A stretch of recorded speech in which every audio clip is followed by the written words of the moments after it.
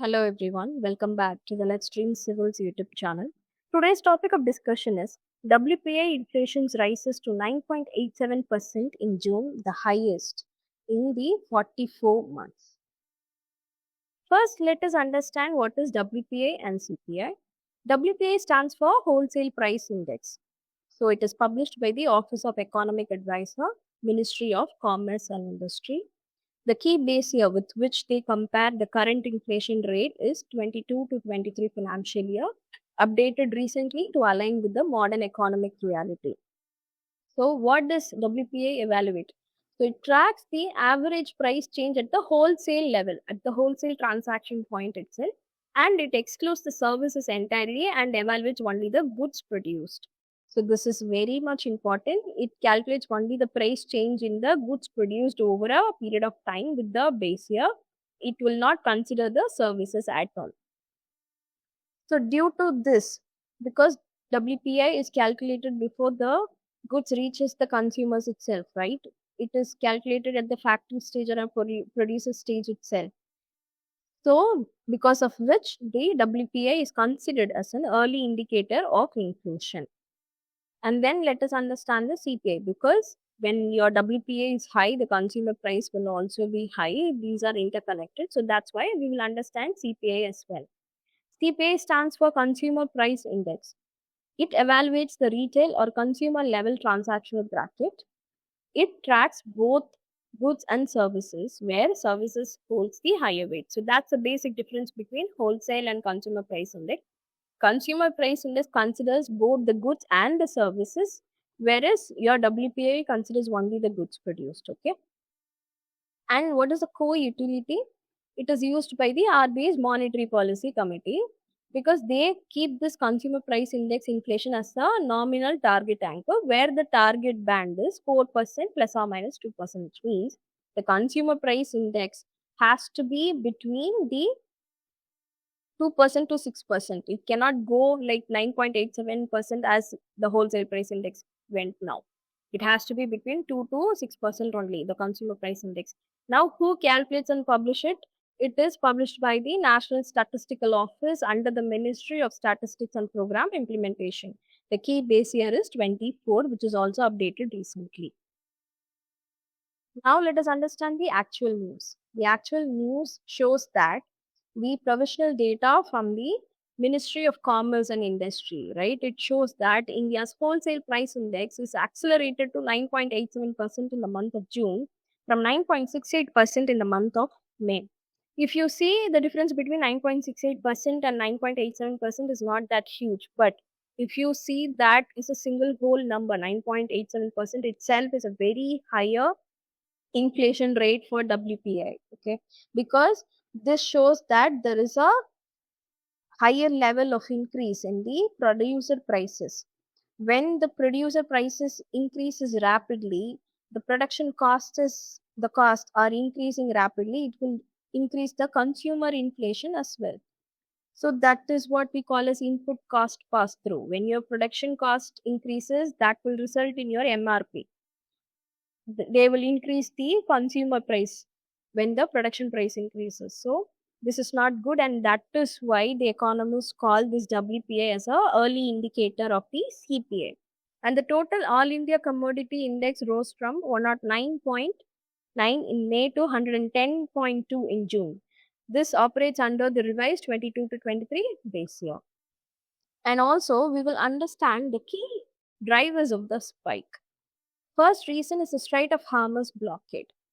So we all know about the West Asia crisis, and the West Asia crisis between Iran and US resulted in the closure of the Strait of Hormuz. So Strait of Hormuz is the world's most important oil shipping route because nearly 1/5 of the global oil passes through this narrow passage. Consequently, this resulted in the domestic mineral oil prices surge to 46.48. And then the second reason is the El Nino effect. Due to El Nino, India received very low rainfall. Due to this rainfall deficit, uh, we uh, we saw very poor agricultural sowing this year, which is like 3-year low. So the wholesale food articles inflation jumped to 5.49% due to this. And also, there is key crop hyperinflation. There is a significant month on month wholesale spike. So when there is key crop hyperinflation, this will also increase your food prices. The wholesale food articles price will increase. The inflation will go high. For example, the drumstick showed 46% inflation, capsicum showed 38% inflation, and tomato showed 33% inflation. If this key crop shows hyperinflation, which will result in the higher food prices, especially this will affect the rural areas. Now let us understand the WPA's economic impact. Okay. First is monetary policy strength. We all know RBI targets for the retail inflation. What they will do, they will lower the interest rate to stimulate the growth. But when your WPA is at 9.87%, this will trigger severe input cost pass through, which means when your production cost is high, consumer price will also increase. And when you lower the interest rate, right, which means more money will be in the hands of the people, and when there is more money in the hands of the people, they will spend a lot, which will again increase the inflation rate. So higher the WPI in the inflation rate, it will restrict the RBI's ability to lower the interest rate. They will not lower it when there is a higher inflation. Okay. And then squeezed corporate profitability. Since manufacturing inflation is at flat 7.48%, while fuel and mineral imports are sky high, corporates will absorb the cost pressure, which will lead to lower margin and slower private capital investment.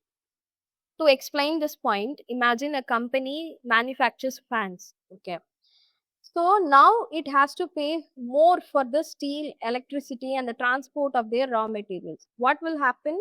It will increase the production cost, which will again increase the consumer cost, right? But the consumers are not ready to pay for a higher price for the same fan they bought the last month. What will happen? The company will earn very less profit, and they will postpone or slower any further investment because they earn very lower margin. So higher WPI will squeeze the corporate profitability. And then sowing and rural economy headwind. We already saw the deficit rainfall has driven agricultural sowing to a 3-year low, accompanied by 6.14% wholesale food inflation. The higher food prices will reduce the people's purchasing power, especially in the rural area. And then fiscal deficit vulnerability. What is fiscal deficit? How does the fiscal deficit of the government gets affected by a WPA? So when WPA inflation is higher, we have to provide subsidy to the farmers because the fuel price and the fertilizer price will go high.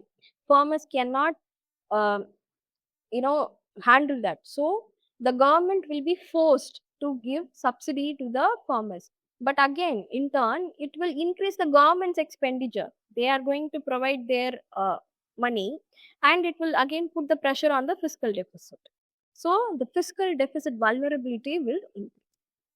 These are all the impacts on the economy by when the WPA inflation is high. Now let's move on to the practice question. Consider the following statements regarding WPI and CPI. First point, WPI tracks the changes in the prices of both goods and services. The weight of food articles is higher in WPI than in CPI, and WPI is compiled and released by the Office of Economic Advisor. Which of the following statements given above is correct? 1 and 2 only, 3 only, 2 and 3 only, 1, 2 and 3.